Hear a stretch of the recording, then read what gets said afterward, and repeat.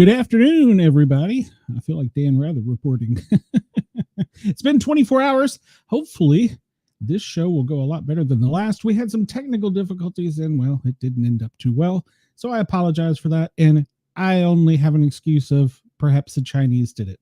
I don't know what happened. Hi, Denise. Welcome to the show. I'm glad you're here. Welcome, welcome. Please spread the love. Tell everybody. Hit the thumbs up, like, share, subscribe. You all know that. And in case you all ever want to, you can send me a Mountain Dew. I've got the links to my PayPal, Venmo, Cash App, all that stuff in the chat there or in the show description if you decide you want to send me a Mountain Dew. So, yeah, after yesterday's show, I researched everything that could possibly have went wrong with my computer. And I don't know what the hell it was. I don't know. So my only guess is that the Chinese hacked me when I started talking about them. Thank you, Chris. And I've already got my plug in to like, comment, share, and subscribe. All right, well, let's jump into today's news. I went through and I took some things out because it's like, well, there's no sense in showing things twice because, well, it's boring and I don't want a boring show. So it's bad enough y'all have to listen to me talk. So we're going to jump into the news. And luckily, somebody at FEMA woke up and, well, there is the daily briefing from FEMA. Let's move that out of the way. And I guess Elon Musk got them all shook up, and they decided they were going to actually do their job and post the daily briefing. So we have Tuesday's daily operation briefing from FEMA, dated February 25th, as of 8:30 a.m. So let's see what we're going to get into. New significant events. Well, there are some. There's heavy rain and heavy snow in the Pacific Northwest and the Northern Rockies. And there's going to be lots of fire activity in, well, they're saying Nebraska, Guam, not sure about, probably the Midwest because of the drought. I didn't bring the drought map up. And they approved a major declarational event for Kentucky. Well, that was well-deserved. Kentucky had a hard time during that last storm. So we'll jump in here with our daily forecast. Well, in the Northwest, obviously, you can see up there, lots of rain and snow. It's going to move across the top of the country, impacting the upper northern part of the country, parts of Canada, and then into the Northeast with West Virginia straight on up the coast out to the sea there, top of Maine. And it looks like that tomorrow it'll shift and it'll be a downward wind coming across the top of the U.S. from Canada and affecting the Northeast. My son in Vermont's going to get another 4 foot of snow. And Thursday, pretty much the same thing. It's going to be pushing down from Canada into the Northeast. Rain and snow probably extending all the way down into Washington, D.C. That snow line will probably stop somewhere, I don't know, right around the Appalachian Mountains, if it looks like I know my geography right. And in the Tennessee line, it'll probably change from freezing rain to snow. And here in Atlanta, we'll get nothing but rain. I stayed in Tennessee for a month. You'd think I could have got a good snow, but it didn't happen. So, all right. Well, what do we have here with FEMA? So the FEMA headquarters, as you know, they divided up into regions, and each region is responsible for their particular area, and they get resources from within the state in that area, the states in the country that are in that region. And here they're talking about the specific precipitation up in the Northeast. The main thing, as we'll see here in a bit, is going to be not just flooding, but high winds. And those winds are going to extend across the top of the country into the Windy City, Chris, and then extend all the way eventually over into the Northeast, but not just quite yet. Major declarations, obviously Kentucky. I still don't understand why North Carolina is off of the board. I have got no answers from anybody I've asked. I'm still continuing to ask. Supposedly they're voting today, and I didn't pull up what our elected officials are doing today, but supposedly they're voting to send money to California because the California governor is demanding, oh man, I should have pulled this number up. This is off the top of my head, but it's in the billions. And it's great. We should help them. But I think that we should send them the exact amount of money that was sent to Carolinas and Tennessee, to the penny. I don't know. Comment if you think I'm wrong. Welcome, Wendell. Because I don't really think they did as much in the Carolinas and Tennessee parts of Virginia too, as they should have. And now we're going to give all this money to the West Coast. I understand it's a larger population density. I understand there was a lot more people, physical number. I'm not talking about souls. I'm talking about, well, I guess I am talking about souls. I'm not talking about area. I'm talking about number of people. More people were affected in California, but the same is true in the Carolinas. People lost everything. So I think if we're going to send money, to be fair, we should send them the exact same amount of money we sent to the Carolinas. Let me know what you think in the comments. I could be wrong. It's just my opinion. It is what it is. So let's see what else. That's the only significant thing they've got marked as going on. We're going to see that uptick a little bit here with the windstorm and snowstorms that are coming in. You'll probably see some declarations up in the northwest here, probably in the next 48 hours, I would guess. But as of right now, they only have 36 people assigned to it, 28 search and rescue teams assigned. Not really sure what their task is unless they're still in California and the Carolinas, but they're not showing on the map, which is kind of weird. So, all right. So we get back into the damage assessment, Region 3, Virginia, West Virginia, and they've approved for a number of counties and the date that it opened, 2/18, for the flooding, severe storms and tornadoes in Iowa and in Pennsylvania. And then West Virginia. That's not Iowa. It's in Virginia. Oh, God, I can't read. West Virginia for flooding, landslides, mudslides, severe storms, and straight line winds from February 15th and continuing. They've had 13 counties request assistance, and they've approved them. A lot of people don't realize when the earth is scorched with the fires, you have nothing left, so there's nothing to hold the ground in place. You start getting mudslides. In the case of West Virginia, it wasn't a fire. It was all the amount of snow, and we know gravity pulls it downhill. So with that snow, pulled the top of the soil off, therefore caused landslides. Louisiana, winter weather. They're not used to it. So they've had 22 counties impacted by winter weather. That's pretty incredible. And freezing temperatures. Hawaii, heavy rain and flooding. Wendell says, I've seen there are 13 fires in the country today. We'll see. I pulled it up. I think there's a few more than that. You know,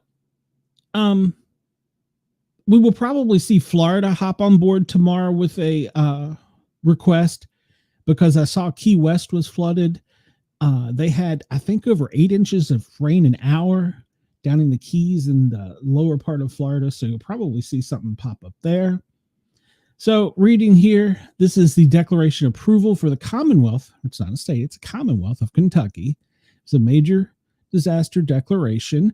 It was requested the 17th, approved on the 24th for severe storms, straight line winds, flooding, and landslides from February 14th and continuing. It's 10 counties affected. I'm not sure where Amanda lives in there, but hopefully she's okay. But there is assistance coming from the feds. Let's hope it's a better response than the Carolinas.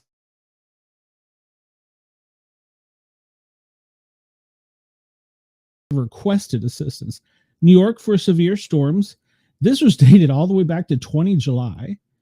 California for fires, obviously. Oklahoma for severe storms.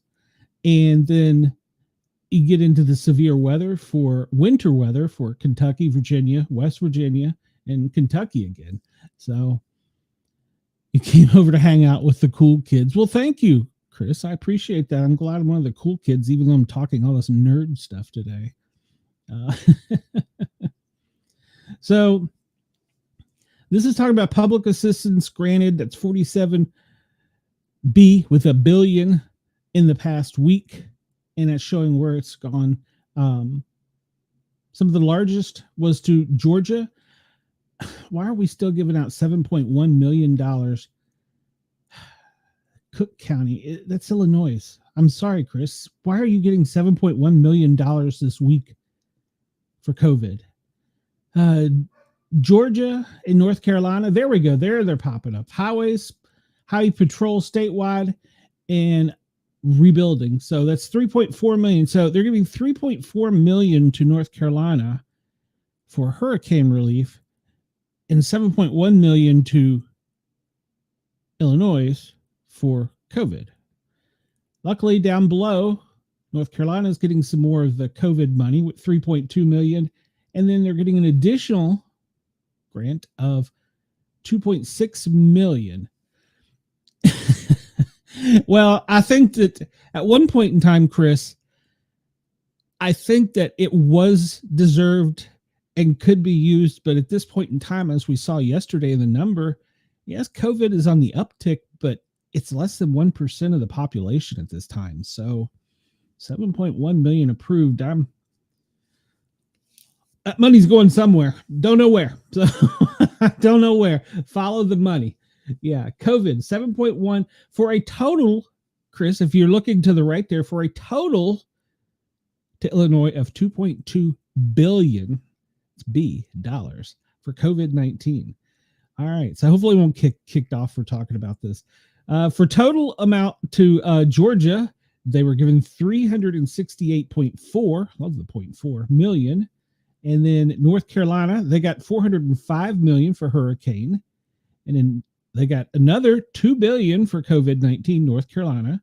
Vermont, for their heavy storms, they got 150.8 million. Now, the reason that's such a small number is up there, they're used to dealing with the heavy snow, as I learned in one of my last trips up there.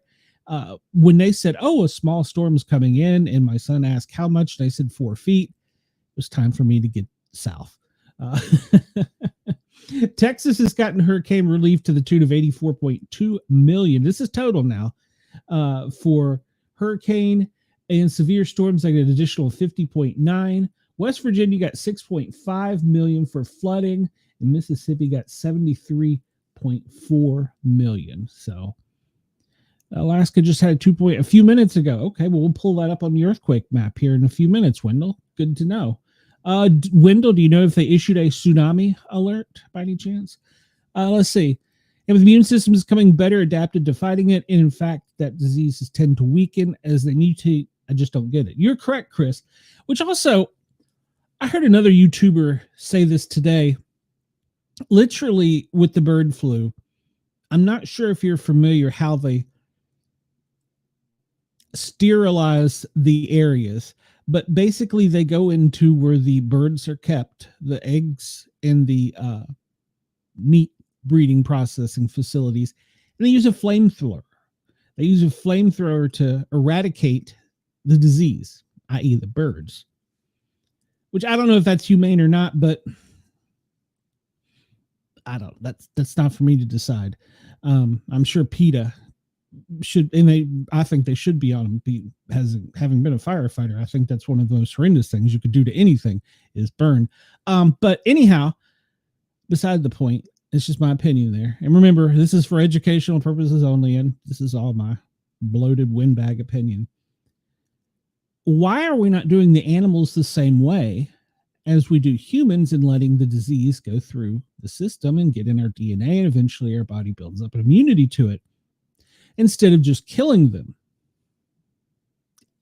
I mean, separate them, let the ones that survive, use them for testing to see how they survived. We can do that genetically. But Big Pharma has a better answer. Remember, I told you the other day they can no longer jab you because of past events. They're now going to jab our food source. So instead of a bird flu jab, yeah, I'll probably get pulled on YouTube for this, they're going to inject the chicken with the jab. I don't know. You can let me know in the comments or email me your opinion. I'd be more than glad to share them, as long as they don't get kicked off of YouTube. So public assistance grant activity, this is per region. If you remember, the country is divided up into 10 different regions. I can go back up there, but that's how it's broken down per region. I think we're in region 4. Let's see here. If we go back to the top. Let's see. We're in region 4. California, I believe, is region 10. So it starts from the top and goes all the way to the left, I believe, is how it works. All right. So that's how much they're getting per region. And we went over for what? Just still don't understand the COVID money, but who am I? So 43 approvals with 12 pending. So they still have a little money in the pot. It's interesting. If you follow the news, it's interesting. What region is New York? Denise, I believe they are 2. Let me go back up here. I believe they are region 2.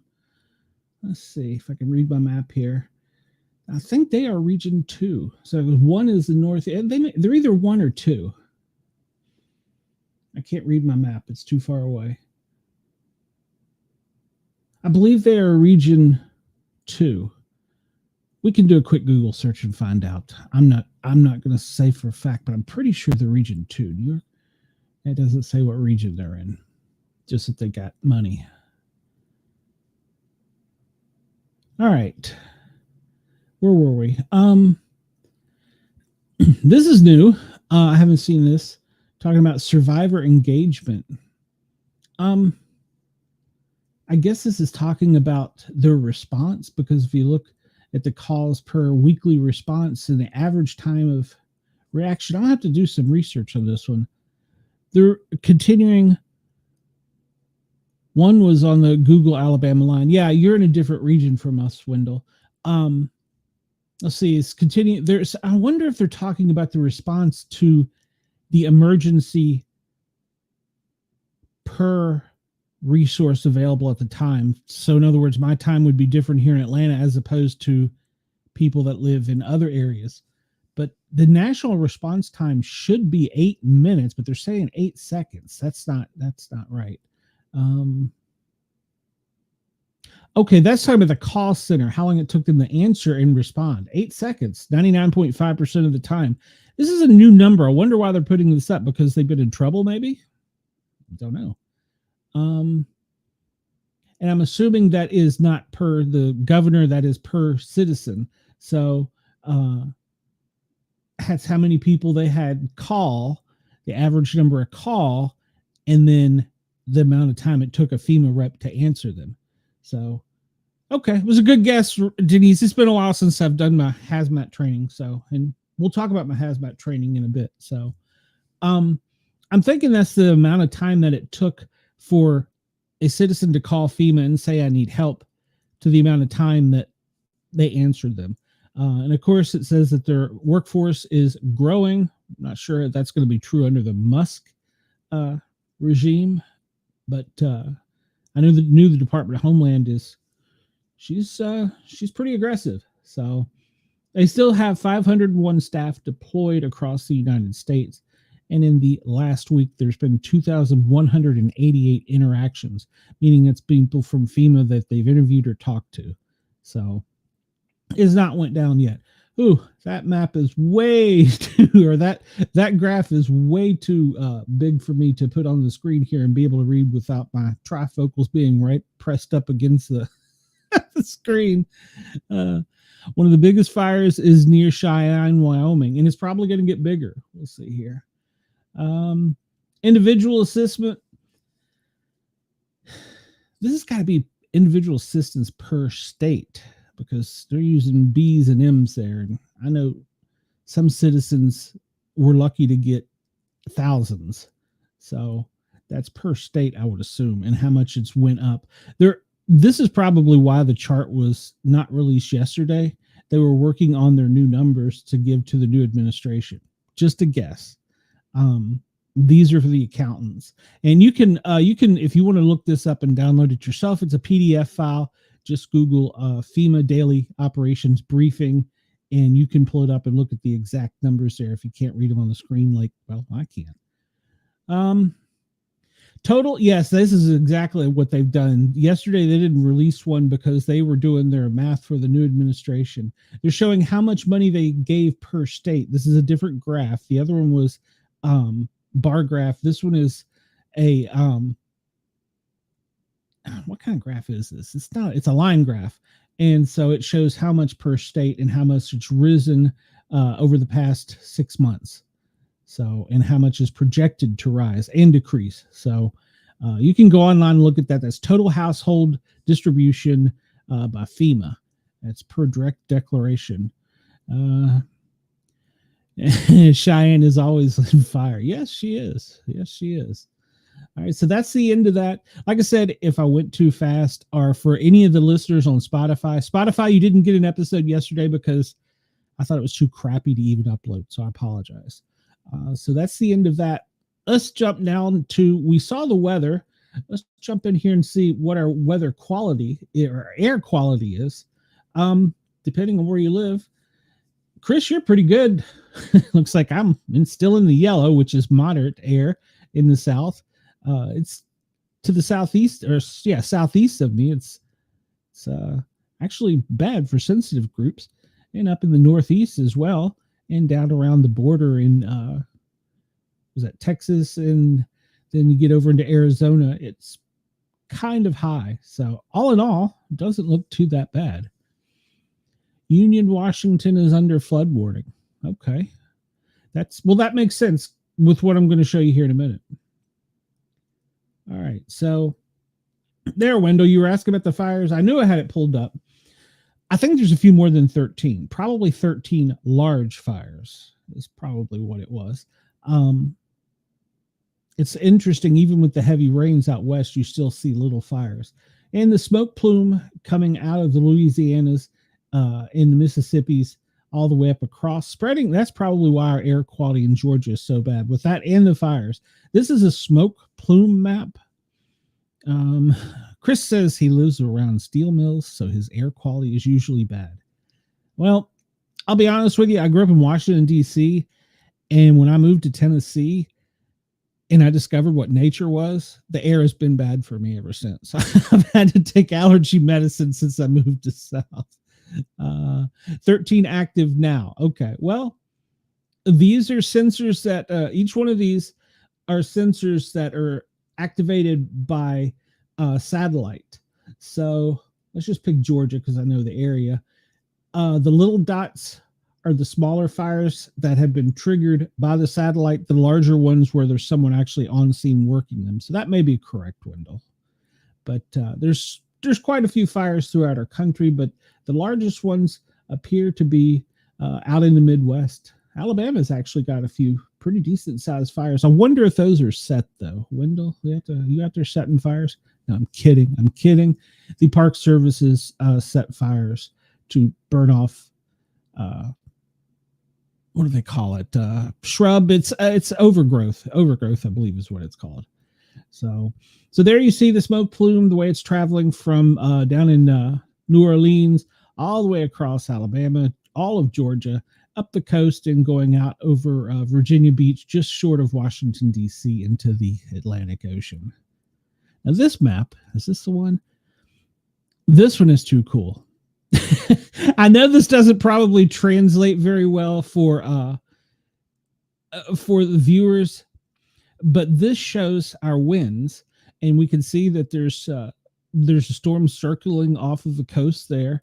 And Chris, you said it was up in, Wendell, you said it was up in Alaska. They had an earthquake, so it's not very windy up there. But here in Washington, we'll see here in a minute, it's pushing this airflow inland, and then it's hitting the mountains there. That's what causes the Santa Ana winds. It hits the mountains and pushes down, and that back out and gets brought back in, causing larger winds. I thought this graph was just that wind dots. They are doing control burns. So, hey, Denise, I thought you were already here, Denise. Did you just find us again? I'm confused. There's a new Denise. Welcome, Denise. So this is a pretty cool, for the radio listeners and for the Spotify listeners, this is a picture of the globe where AI has taken and used all the different plotting charts to show how the wind is blowing. We know that oh, Denise says it's me. Okay. Maybe you had me on Facebook and now you got me on YouTube. Maybe that's what it was. Anyhow, they use AI to show how the wind blows around the globe, and you can actually, just like in Google Earth, you can move the globe around and it will show you worldwide. I just thought that was pretty cool not to share. So there, I'm nerding out a little bit there with some technology, but You can see off of the west coast there above Washington, there is definitely some ducting that is causing the winds to push inward. And with that is bringing heavy snow and heavy rain, depending on where you are. It's heavier rain to the south, which is California and Oregon, and heavy snow to Montana and Washington, which we'll see here in just a second. So I just thought that was a pretty cool map. That way you can see. And you can see that there's also over the Atlantic, there's some circulation up along the coast, extending up into maybe the 52nd state. I'm saying 52nd because we know Canada's going to be 51 up there. I'm kidding, by the way. Don't anybody bash me. Chris comments in the chat. He says he's a big fan of that map. It's at earth.nullschool.net, current wind, because he finds it relaxing. If you had that on a large screen TV with play some thunderstorm sounds in the background, I agree. That would be pretty relaxing. It's cool. So we see also, I forgot to mention that it's going around the Cascade Mountains and coming into Montana, and it's causing it to speed up a little bit. This next wind map, it shows speeds, but it's not quite as cool. It's a little more detail showing the United States. And this was updated at 12:16. Let's see if I can do this without crashing. Okay, it hasn't updated again. We see that the maximum sustained wind is 37 miles an hour coming into the, I guess that would be just, what would it be? That would be the Washington-Oregon line extending north and then hitting the mountains and going southwest, going over the mountains and into Montana, where it's going, caught in the jet stream and going back up to Canada. So those are some pretty fast winds. That's going to cause some of the fires to get larger in the Midwest that we were just talking about, because you see it's pulling the air up. That means it's going to be drier air. So in the Midwest, I'm talking about Texas, kind of up that area that where you see is going to be pulling up dry air. So, and here in the South, we're going to get cold again. Dang it. I'm not a fan of this. So let's see what else we got here. All right. So we were talking about the storms and what they have caused. This is, you can go online if you ever have a power outage to poweroutage.us, and you can see, and you can click on your individual state, and it will tell you the exact number. And I believe, at least in Georgia, you can get down to the exact county of how many people are without power. Washington currently has 151,967 for all practical purposes. Might as well say 152,000 people in Washington without power. That's due to the winds and snow. And we go down to their neighbor to the south. Oregon has 26,476. And the further neighbor to the south, California, has 38,000. So in California and Oregon, that's about 10% of their population. And it's almost half of the population of the state of Washington. And it's going to get worse. That storm is going to continue to push in and cause heavy snows. I pulled up a news article here to share with you. Thousands have been hit by power outages as damaging winds have struck the West Coast. More than 100,000, we just reported that, in Washington, Oregon, without power after strong winds came across the Pacific Northwest. Well, why does it matter? Because wind gusts could be a danger to people and vehicles. Big trucks do blow over in this, so if you're on the highway and you got high winds, stay away from the big trucks. That can be blown over fairly easily. Of course, you also have the problem of tree damage falling across highways that could make driving difficult or strike vehicles. As of 12:40 a.m. Pacific time, this was last night, they said that 42,000, we know the number is higher now, in Washington are without power. And let's see, Oregon, I lost my train of thought there, 76,000 in Oregon. So it's a high number. Let's pull this up and make sure it's nothing from Ross telling me I'm not on the air. Okay. Let's see. 7,500 in Washington, 44,000 in Marion counties. These are all in Washington. They've closed schools, opened warming centers, King County, that's where my family is all from, 11,000. And Lewis County, almost 5,000. The high wind is going to extend, and it's going to pose a hazard. They're saying gusts up to 60 miles an hour, 30 to 35 mile an average on the coastal areas, with maximum of 70 miles an hour. So that's around the Seattle area up to Canada. So stay away from it. It's dangerous. Stay inside if you can. The National Weather Service has written on X, formerly known as Twitter, strong winds are expected this afternoon through early Tuesday morning. Please prepare for these winds as they could potentially down trees, make driving difficult, and cause multiple power outages. Prepare for the worst. Yes, you should always have your stuff prepared.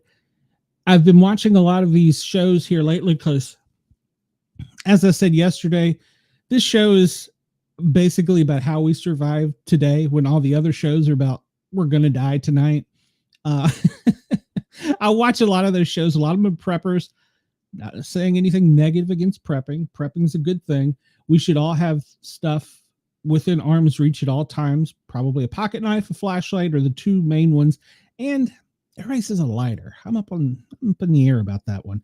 But you should at least have a pocket knife and a flashlight on you at all times. And during cases of these storms, you should have go bags prepared in case you got to get out of your house. So if you want, sometime we can go over some simple things you can do. We can have a special show. If you're interested, let me know. Let's see. Seattle also published in X that they were experiencing localized winds up to 60. And they were saying that they're going to continue basically. So as of last night and up until 4 p.m. today, this is their time. It's going to actually, it says 6 p.m. on Tuesday. It's going to continue with the high winds. So I'm sorry out there for you folks on the West Coast. It's going to be rough for the next little bit. So hang on. I'm sure we'll start seeing in our FEMA reports their assessments popping up in the near future. So this is talking about where the storm's going to move further inland. It's going to affect Montana out into the Midwest. Eventually, Chris will get over to you. Heavy rain, damaging winds. 5 states as of today: Washington, Oregon, California, Montana. You're going to see flash flooding, toppled trees, multiple power outages. So be prepared, ladies and gentlemen. Be prepared. The weekend, it's going to move further into the country. It's supposed to dump 2 to 4 inches of rain in coastal Washington and Oregon, triggering flash floods. That's a lot of rain. You know, well, I'm going to Google that before we get off here, because I saw the Keys had 8 inches of rain an hour, and we didn't see any power outages there. Maybe they were just more prepared for it in Florida. So there's numerous wind alerts and weather alerts across the Midwest. So be weather aware. Have a tool, pocket tool, and a flashlight nearby at all times. That's the best advice I can give you. All right, we're gonna hop stateside here, and then we'll go to a local story for me. These are events within the past 24 hours. We see down in California, Los Angeles, they had a large commercial. It was a pallet yard. If you've ever looked at any of the warehouses, they stack the pallets outside, and well, somehow the pallets caught on fire and caught the building on fire. So that's been a very large fire they've been working for in LA. Chris says, Newsweek putting a fairness meter on their article. Yeah, I didn't even comment on that. It's funny that they're asking the readers to what degree they're full of. Yeah, agreed. I actually, for doing this, I asked multiple people's opinions, including Jurg's, what news sources they trust. And I wasn't talking about politics per se. And it was funny the amount of people back and forth I got. Then I went online and did some research. I found, for my purposes, probably ABC is probably the closest to up the middle, as to use Ross's term, as we're going to get. Unfortunately. So I don't like ABC. Let's see. They had a first alarm fire in Dallas, Texas. That was earlier today in Texas. It was a fire in a 1-story wood frame dwelling, and They advised that they had the fire under control shortly around 1:30 their time, which, no, it couldn't be right. It could be, that's got to be Eastern time. Okay, so 1:30. Okay, so it is their time. My bad. Sorry. Here in Atlanta, gas leak, Paces Ferry. They are always forever having gas leaks around these construction sites in Atlanta. It's being on the hazmat team, which we'll talk about here in a minute. It's gas leaks suck. Not only for the traffic and citizens, for us. Cobb County, what did they have? They had a small house fire, and they had to go into defensive mode, which means they had to stay on the outside. So it must have been pretty well involved with flames when they got there. Noonan County, Georgia, they had an electrical fire in a 2-story apartment building. Okay. We have down here Sumter County, Georgia. Sometimes it's hard to read. 111 Oak Ridge Drive. I'm going to say that's a field fire. Yes, that's probably the field fire. We looked and we saw there were brush fires down there. So that's probably what that is. Let's see what we got up here. You got, Chris, you start listing the scanner and reporting stuff so we know what's going on in your neighborhood. Denise, I don't know where you live, but we could always try and look. Pittsburgh, they had a 2-story duplex fire. And what do we have down here? Aircraft emergency, Rocky Point, North Carolina. I did see this flash across my screen last night. It was a small plane crash down in Rocky Pleasant. Up in Andy's neighborhood, what kind of trouble is he causing in Baltimore? A box alarm assignment for a marketplace that has fire in a kiosk in the middle of the market. Okay, well, that could be dangerous. Hopefully the sprinklers got to it. Sounds like it did if it was only a box alarm. Usually a box alarm is, depends on your municipality, 3 engines, 2 ladders, and a chief and an ambulance. Could be give or take 2 engines, a ladder, depending on what part of the country you live in. And if you need me to tell the difference between an engine and a ladder and their duties, I can do that. I mean, fire engine, obviously, and a ladder truck are 2 different things, but as to what they're doing, this is what I mean. I'm not trying to be sarcastic. Salisbury, Pennsylvania. Command had a fire in a basement of a 2.5-story end row. Row is the condominiums you see built side by side by side, and that's what they call row houses, up north at least. And in a basement, that's one of the hardest fires as a firefighter to fight, because basically all that heat and everything is already pushed down, and it's, unless it's vented and going upstairs, meaning burnt through the floor, the fire is extended through the walls to the roof, all that heat and smoke is compartmentalized in that basement, and you have to crawl down the basement stairs, and it gets hotter and hotter as you go. It's one of the worst fires. One of the best ways to fight it is there's a tool where it's basically you feed a metal pipe in to the stairway and it just sprays water to cool the area, and then you advance a team. Or depending on how far the fire has progressed, you can get above the fire into whatever room, kitchen, living room, and you can cut a hole in the floor to let the smoke and heat out. So then you can go in and put water on the fire. Did I go into too much nerd stuff there for you guys? If so, I apologize. It's me nerding out over the fire stuff. Stabbing in New Jersey. Remember we talked about this? They don't know the condition of the victim. It's a female victim. There's going to be more and more knife events in the near future. We did talk about car events, but there's going to be more and more knife events.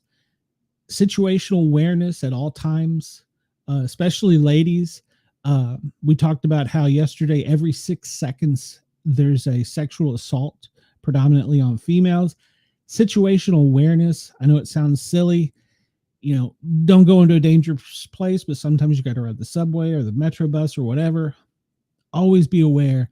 And having worked in the streets, I can tell you, if somebody's about to do something, they've got a particular look to them, then their eyes and their face, and it's their intent. So just situational awareness, keep that little pocket tool with you. or a bang stick. That works too. I'm not opposed to those. Body recovered, Staten Island. NYPD is on scene for a body recovery. All right, that's in the New York Harbor. All right, interesting. New York is always burning. Manhattan, 21-story high-rise, fire on the 10th floor. In Manhattan again, they had another high-rise fire. That one was on the 16th floor. I never did like fighting fire on a high-rise. Another one, FDNY transited all hands in a storage container of a building with hazmats. Storage containers are also possibly the second worst fire because you have no idea what's in them. People have rented them to put their meth lab or their stuff while they move. You can't tell until you get in there. Fire in a garage. This is probably another stabbing. New York PD on scene of a male victim shot with a firearm, and its firearm's been recovered, and the condition of him is unknown. Unknown perp information either. Well, hopefully there's a video camera. Wendell says the one that he is watching is live 24/7 national weather, radar, and alerts. Okay. Well, I can pull one up too if we want. Brooklyn had another very large fire. It's a 20 by 40 structure, 3-story. I don't want to bore you all with all the fires, but basically a house fire in, you said mine has more information. Well, I'm trying, Wendell. Thank you. Thank you. And this site, anyone is free to join, the New England Fire News Association, and you're free to join, and you can report incidents in your neighborhood. They have to, let me qualify a little bit. It has to be a confirmed incident. You can't just send in, I see smoke down the street. Lyndhurst, another fire. Let's see, Long Island, that was a fire too. Do we cover that one? Bayshore, a shed fire. All right. I think we covered this one yesterday. MVA with entrapment. No, that's a new one. That was in Rhode Island. We don't see much from there. In Middleton, Mass, they had 100 gallons of oil burning in a vessel. We're going to talk about that here in a minute. Not that one. Quincy had a fire and a ceiling fan that extended into the floor. Would it be the ceiling it extended to or the floor? Because the fire burns up, wouldn't it be the ceiling? But be the floor if you're about, I don't know. Perspective. Let's see. What do we got? This was in Mass in Brimfield, a car fire in a building. It overheated the system. Well, I guess it was on fire. It would.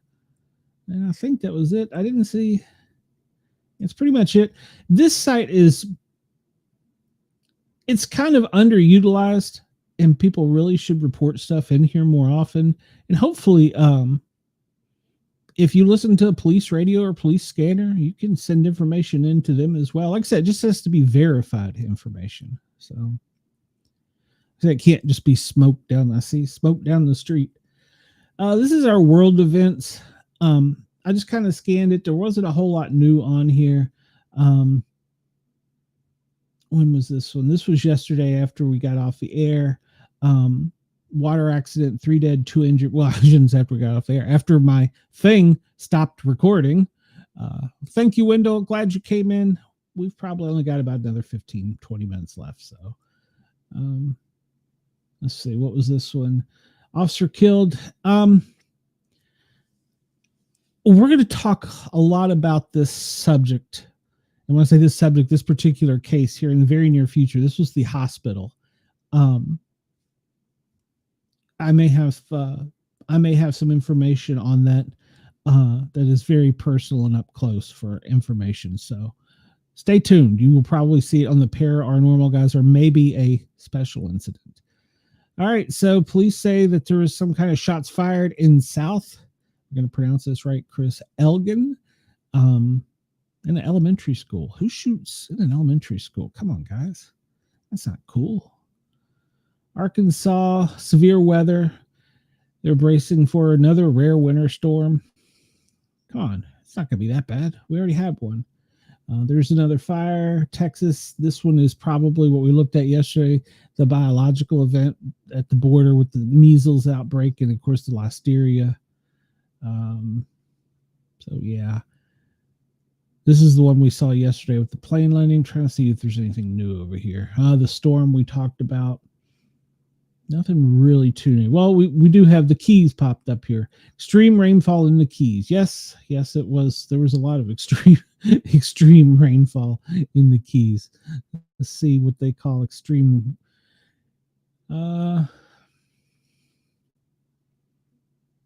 That's all the details it gives. I know I saw yesterday on the Keys that there was lots of buildings flooded. I'm being redirected to Weather Central. All right. Well, I guess Weather Central is unavailable. Oh, there it comes. This is the authoritative window. You checked out too soon. Window is what on YouTube, Wendell? I'm not sure what you're talking about. Well, this is a new chart I haven't seen before. Interesting. Okay. This doesn't give me more information than I wanted, but this is pretty much what I already have. We'll look at the Keys, and they're calling it a hurricane. It wasn't a hurricane. It was just heavy rains last night. It won't show me what that is in Texas. All right, I'm not going to play with this while we're on the air here, but it looks pretty much the same as what we saw earlier. Let's see if while we're here, if they have that earthquake. Where did he say the earthquake was? It was Alaska, wasn't it? Let's see if it pulls anything up while we're here. We'll see how good this World Meteorological Association is. High temperatures. Okay, well, no, that's not what we're looking at. Nope. All right, so we're going to ignore this site for the moment. Get back to our regular map. No, Wendell, this is all on, this is actually called the event map. You can pull it up, and it's a worldwide map. And as we zoom out, I debated on pulling up the other map showing all the attacks. And they go right down to what the drones were and everything. We hear that enough on the news. It's boring enough. So I'm not going to report on that. The terrorist attack in France, we heard about on the news. Mass demonstrations against their governments in Europe. We hear enough of that in the news. I'm more interested in, us here in the States, and not so much man-made things, because all the man-made things make the headlines. That's what the preppers are there for. Let's see, this popped up here, Wendell. Is this one we're talking about?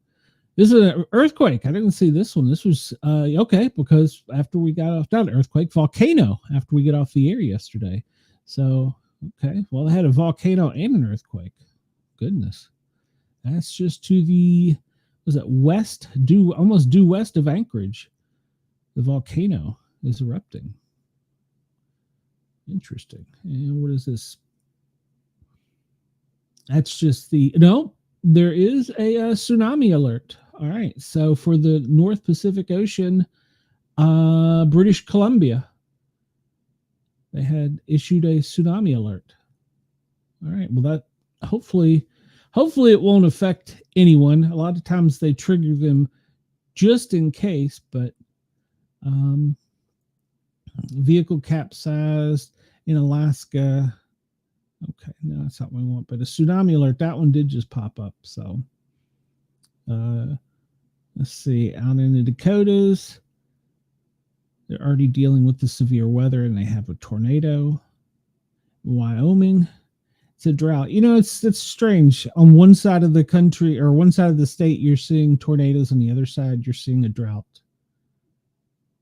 All right, what else are we going to get into here? Osterkill, we looked at that one already. We were going up the East Coast here. Sorry. And did we make it into, we did the water accident. So that's pretty much what's going on in the lower 48.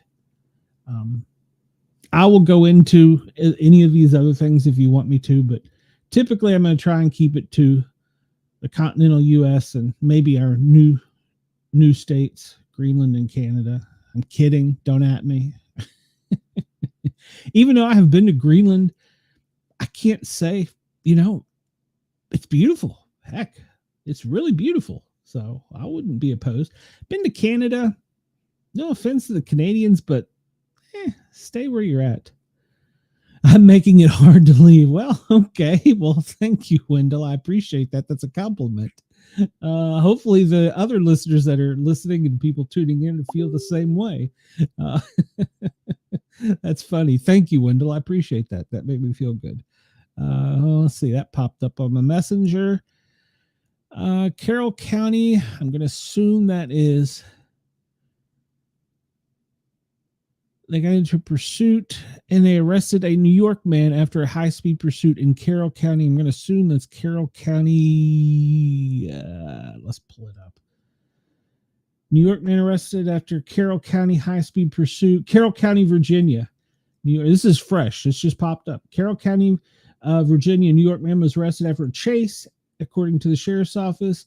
Juan, whatever his last name is, Ladelfa, 29, was charged with pursuit. Began when he was seen driving a Ford Mustang on 77 South in excess of 90 miles an hour in a 65. Sped up when deputies, I don't want no cookies, sped up when deputies got behind him and the pursuit was on. Speeds were recorded more than 100 miles an hour. That will get you arrested, ladies and gentlemen. He made a U-turn and headed back. The deputies dropped spike sticks and then sounds like they pitted him. He was charged with reckless speed, felony eluding, felony destruction, and probably, they're gonna drop a marijuana charge on him. Good for them. All right, so that just popped up. That literally just popped up while we were chatting here. So let me get that off the screen. All right, this is the one I wanted to go to. This is recent news too. Well, I'm sorry, we'll go to that one more second. One more. Today, this is what our president is doing. Looks like he has a pretty light day. At 1 o'clock, he was going to have a press conference. I hate to miss that. And then he's signing at 3 o'clock, so we'll probably make that, but it'll be close to the press, so we'll just get pool cameras. He's signing more executive orders. I wish it had something for me to click on to tell me what the executive orders were. So far, he's signed, I think, more than any president. I could be wrong on that. But he signed a lot of executive orders. Single day apprehensions at the border have hit a 15-year low under President Trump. Under President Trump, the days of open border are over, says the Secretary Nome. Customs Border Protection only encountered 200. If you remember in the past, they were coming by the thousands. These record numbers lows are after they launched a multi-million-dollar nationwide international campaign warning people. And I doubt you'll be able to hear the audio on this. She's introducing herself, thanking President Trump for securing the border, obviously. And she's saying that President Trump is saying, you're coming to America illegally, don't do it. You'll go to jail. We will hunt you down. Criminals are not welcome in the United States. I won't go into the rest of the political part. It's a great video. Check it out. Makes you proud to be American. But we sent a clear message. Come here legally. We do not want you. We will send you home. I love it. Yes, I agree. Go to Reddit and there's an interesting group on Reddit I found of all the women to the whatever it is, left or right. Yeah, go there. Okay, we're gonna go to something a little more close to home for me. This was in Knox County. It occurred earlier today. The 9400 block of Emory Road, Rural Metro Fire, which is the local fire department, responded to a vehicular crash. When they got there, the cab of a propane tank was on fire, and they had to work to get to make matters worse, the valve that shuts it off was leaking. So in other words, in the rollover, it was damaged and it was leaking. And so in an incident like that, you want to keep the tank cool, but at the same time, you want to put the water out, or you want to put water on the fire, but you have to do it a little bit different. You have to actually get between the gas and the air, because the air so high above the propane tank is also on fire. So you have to actually attack it and get in between those two layers. It's kind of hard to do. But if you've practiced it like we used to do in the fire service, it's not that hard, but you just got to practice it. There was a video, let me share it real quick here, that was taken on scene by one of the responders. And I don't think it has any audio. It's a fairly large tank. You can see they get the fire extinguished. We kind of caught it there. The propane was leaking slightly, a little bluish haze there. He's going a little fast for it. But they evacuated a 1 mile radius. There you go. You hear the chief telling them, nice job. They did get the fire out, but the gas was still venting. At a later time, they did manage to get the hazmat team to go in there and temporarily seal it. So it was a 1 mile radius. There was an elementary school and a church. They had to shelter in place. They did manage to get that out, though. Let's see, let's see here. How can I do that? Let's pull this up. I think I had a picture of it too. I can do it this way. We'll just make it big. Maybe. There we go. Pull it over here. And you can see they've got, if you look over here to the right, you see they're cooling this with, looks like water and foam. There's probably more than one line stretched. And this line, he wants to get between the gas and the fire, if that makes sense. And you want to put, because all fire is oxidation. It's just rapid oxidation. If you think about it, like rust. And you want to stop the oxidating process, because the fire is actually burning above the surface that you see that's on fire, because it's heating it up and causing the air to burn. It's a little more in depth than that, but that's it in a nutshell. So they want to get between it. They did. Then they managed to get a hazmat team in there, and they got the truck secure long enough for they're bringing in another truck, and now they're going to be on scene for an extended period of time, because they have to offload that gas into another truck, and they have to do it safely. And no, for one, you don't have a video of the incident. You're a scammer, so go away. Sorry, Charlie. I don't fall for that. I'm not clicking on it. He's posted over on Facebook a link to this incident. I'm glad you're watching. Please make sure you hit the subscribe, thumbs up button, but yeah, not going to click on that. That's a scam. All right. We'll go into some sports. I know Chris has been dying to get to this segment. This is where I'll lose my ladies. I hope not, because, well, we have college sports, March Madness coming up. Some of the ladies basketball teams are doing pretty well. The college basketball poll there. That's Bobby D's favorite team, Auburn. They're ranked number 1. My team is ranked number 5. So Alabama is number 6. They fell 2 spots. This is in men's college basketball, the top 25 ranking. So, yeah. BYU, Mississippi, St. Mary's, Arizona, Marquette, Purdue, Louisville, Memphis, Kentucky. Kentucky, that's usually kind of low for them. Maryland, Michigan, Missouri, Clemson, Texas A&M, Wisconsin, Texas Tech, Iowa State, Michigan State, St. John's. Then you get the SEC, Alabama, Tennessee, University of Houston. It took me a second. I thought it was a K there. The Florida, Duke, and Auburn. It's number 1. Yesterday's matchups was Houston over Texas and Michigan over Nebraska. NBA, not much of a fan. There's the scores if you wanted to see them. Women's, Georgia was beat by Texas, and Baylor beat Kansas State yesterday in the polls. I think Tennessee, click on it. Maybe it'll pop up. Chris says 2 Alabama teams in the top 10. Impressive how far the SEC has come in basketball. No kidding.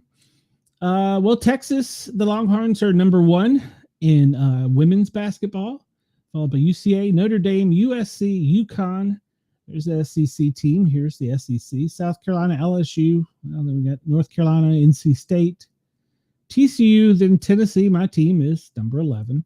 And Ohio State, Oklahoma, Kansas. Kentucky, once again, is ranked lower. I would have thought they were doing better. By Duke, Baylor, West Virginia, Maryland, Alabama. Sorry, Alabama. Sorry, you're number 20. Don't care. Oklahoma State, Creighton, Michigan State, Florida State, and Louisville. That's your women's top 25 in college basketball. So yesterday we talked about this, and this had a cool picture. We kind of mentioned it. Well, it may have made it out there. It may not have. I'm not sure if this story got out yet or not. NASCAR was in Atlanta, and it was a photo finish. I mean, you can see that's like less than a second apart. That's less than the 10th of a second apart. But they got in trouble because they finished under a yellow right as they were on final lap, rather than giving them the extra lap so they could race it out. And so they caused a little bit of a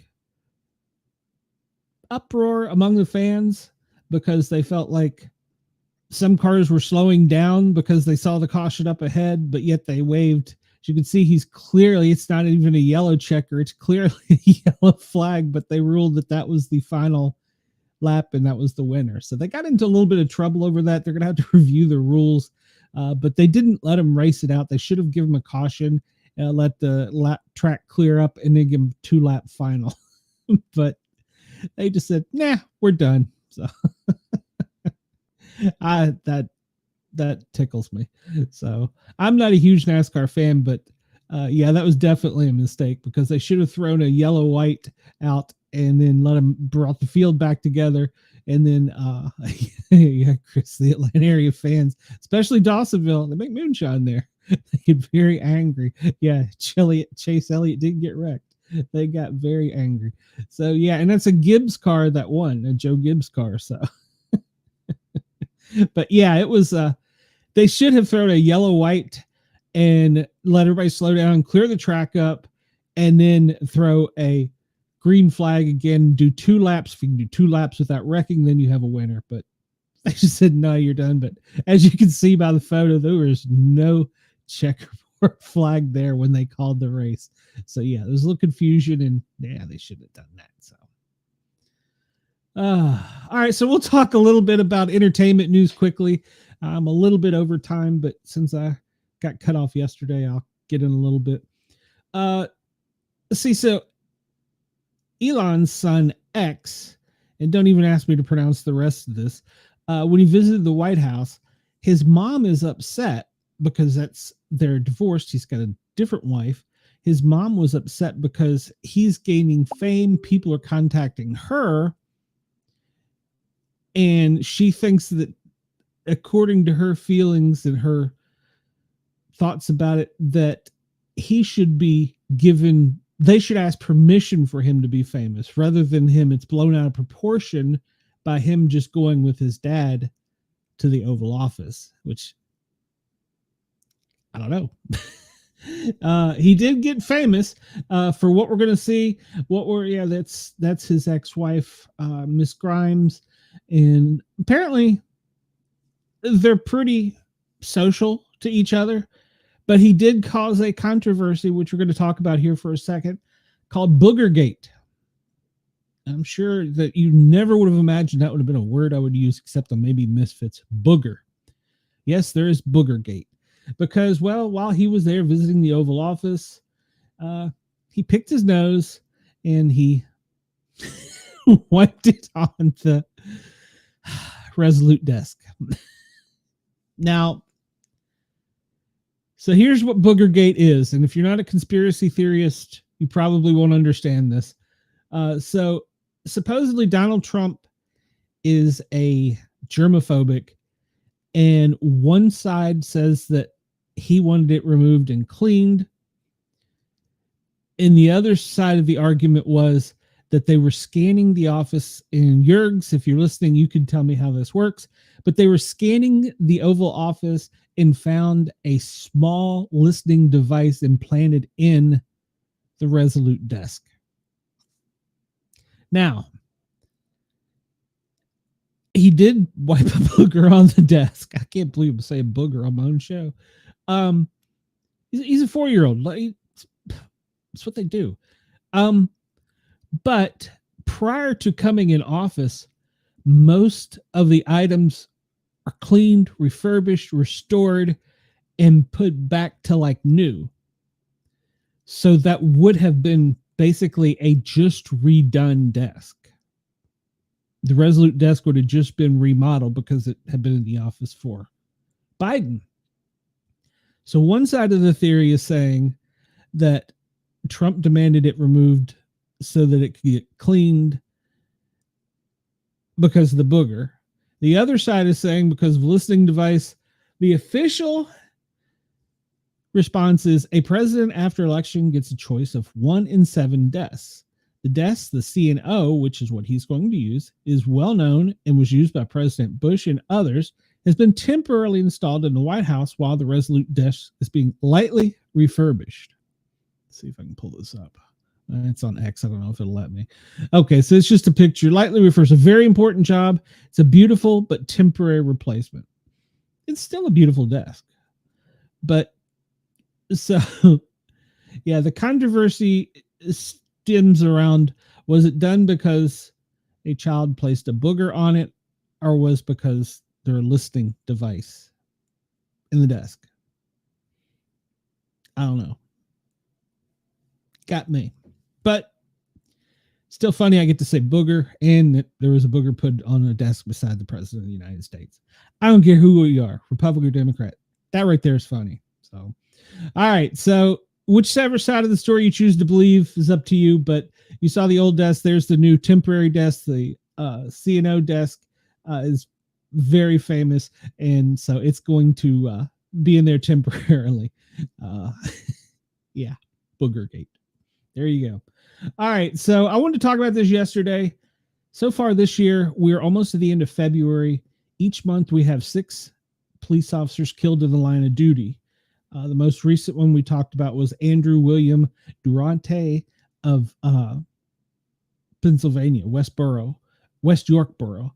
And then there was 2 police officers in Virginia Beach, and listening devices confirmed unfounded. And that's kind of what I figured. But since I got to use the word booger, I was going to run with it, Jurgs.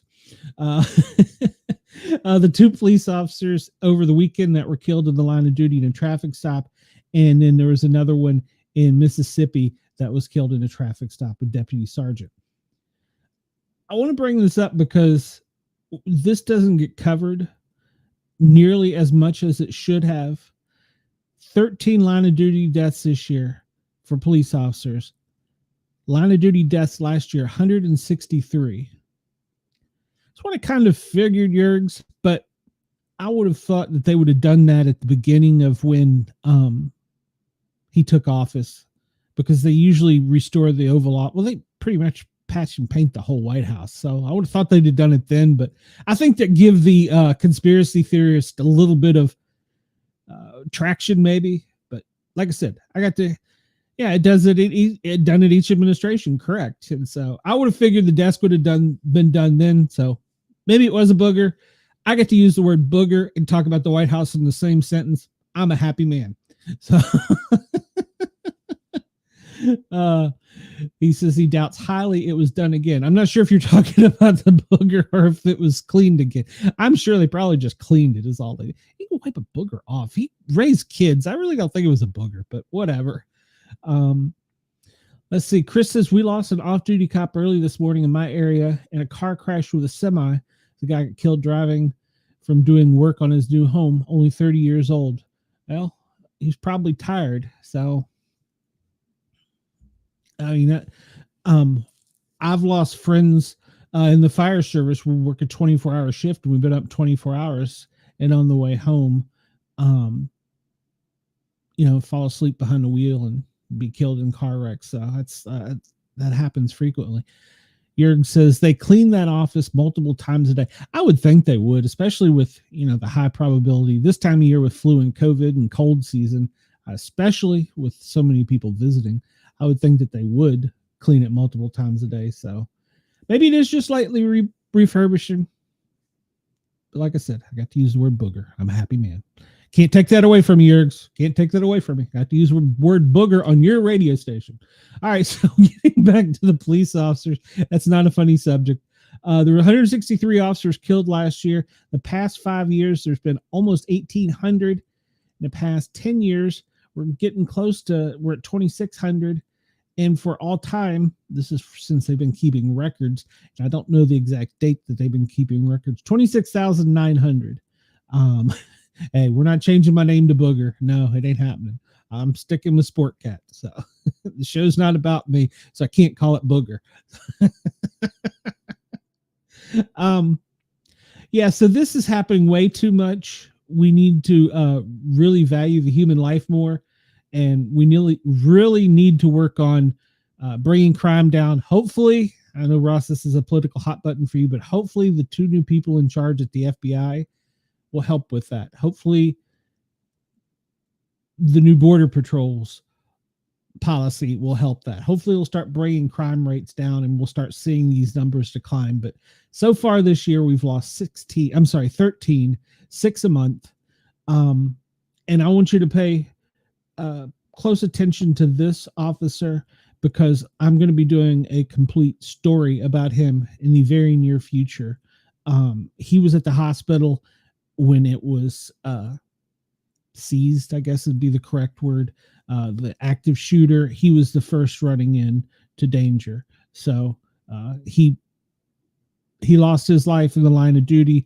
I do not know if he was the one that got the shot at the bad guy, or if the bad guy shot himself. I don't care about that. I'm more concerned about the personal story of these officers, and I'm pretty sure I may even have you help me on it, Ross. I'm going to be doing a special about this, so stay tuned. More to come. It'll be on one of the Pair Our Normal guys. I don't think I'll put it on the news show, or it might be a separate show. Yes, that's correct. It wasn't even his jurisdiction. That is 100% correct. It wasn't his jurisdiction. He was supporting a neighboring department. A lot of those areas in that up northeast use boroughs in small jurisdictions, and they work off each other's back all the time. We help them out all the time. So yeah. It's gonna, Chris, stay tuned. If everything works out right, we're gonna have a great show for him. And it's not because I know this officer personally. It's because of his valor and the contact I've made, that there was some closeness to me. So yeah, Patrolman Andrew William Durante, end of watch February 22nd in the hospital shooting, the active duty. He ran in, first officer on scene to danger. So good for him. Good for him that he ran to it, did his job. Bad because that he lost his life in the line of duty. We don't want to see anyone lose their lives in the line of duty. And to be fair, I wanted to also bring up the fire service deaths. We've had 6 a month so far this year, ranging from West Virginia to Virginia, New York, California, Missouri, Pennsylvania, Maryland, in Hawaii, all in the line of duty. Some of these are, a lot of these, you can go to the FEMA site and it'll take you to firefighter fatalities. A lot of firefighters, you would think, oh, well, they were killed in burning buildings. A lot of firefighters are killed on the highway by people not paying attention and running into their vehicles or running over them. And my show didn't get this yesterday. And Ross, Jurgs, you might be able to help me with this. Under the last administration, I wanted to see why EMS doesn't have something like this. There's no one specific thing for EMS. There's a civilian, I say civilian, non-governmental agency, one that's done in Colorado, but it's not a federal agency that recognizes paramedics and EMTs for we die in the line of duty as well. We should have some type of recognition. EMS is under the Department of Transportation. It is the absolute wrong place for it to be. It needs to be moved to Homeland or FEMA. Even the Department of Health. But under the last administration, I tried for the first 6 months of their administration to get an answer. I emailed every person at FEMA, Homeland, and I was either given a runaround or not replied to. Who is in charge of EMS? There's a national fire chief, there's a national police chief, but there's no national EMS. It should be a doctor, a paramedic. Don't want to say this. Maybe a nurse. No, not a nurse. It can't be a nurse. We don't like nurses. So why is there not one? But instead, we're under the Department of Transportation. We have been since the 50s. It's time for us to bring EMS to where it needs to be. The technology is there. We're doing things that are more advanced than we did in the 50s. In the 50s, it made sense. It made sense to put EMS in the 50s under the Department of Transportation because that was the age of the motor vehicle crash, high-speed crashes with no seatbelts. EMS was part of the reason that the nadir pin is put on cars so that doors don't flop open and throw you out.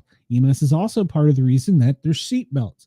That in NASCAR are a lot of the reasons there are advances in our vehicles. NASCAR is one of the primary reasons. Every time a lot of people don't realize this, every time a NASCAR car crashes, they take that car apart, and I'm sure with AI now they get much more information than they possibly could to what they can do to make our cars safer and better. And they've created the airbags. Well, they don't have airbags in NASCAR. They do, but they don't. They've created crumple zones, pinch points. They've improved with the safety of them overall. EMS has been right there the whole time, along with what we call the rescue squad. But the rescue squad was the people who cut the people out of the cars. That used to be EMS, but it was separated, and now fire's taken it over for the most part across the country, except a few agencies. NYPD does vehicle extrication. There's rescue squads in small rural communities. But for the most part, traffic accidents fall under the fire department's jurisdiction. There are some EMS agencies that do traffic response and will cut you out of a vehicle, but for the main part, that's now under the fire. But we have no federal boss. We have no one that we report to up the food chain, so to speak. I mean, not that a police officer in Podunk, Alabama would respond to the, cheap cop up in DC, but yeah, there's no accountability for us. No, it's not the right word. Accountability. There's no one helping us out. We have no legislative people. We have no lobbying. We don't have any of that. Safer barriers or walls are basically the outside airbags. That is correct. And we saw that came after the 2001 wreck with Earnhardt. I mean, they were in the beginning talks of that, but it stepped that up tremendously. We learn one death at a time, unfortunately, in a lot of cases. And we did with that one. I think they do have one airbag on their roll bar above their head, if I remember correctly. I think there is one airbag on NASCAR, but the technology and the science behind vehicle crashes, what better way to research it than 200-mile-an-hour crashes? I mean, they made them lighter, faster. So yeah, a lot of people don't realize that. But so that was my pet peeve talk for the day. Why doesn't EMS have a place at the table with the federal government? There's no lobbying agency. There's no one to, go to that's in charge of EMS. I'm hoping this administration changes that, but we shall see. I haven't researched it yet. I was such a pain in the butt. I think I was blocked by some people in the previous administration. Earnhardt's death also brought on the head and neck stains. Absolutely. And you have to wear a closed helmet after that too, I believe, Chris, because he was wearing an open helmet. The old-timey school of thought racer just had basically was open at the eyes and stopped it pretty much just below the back of the ears.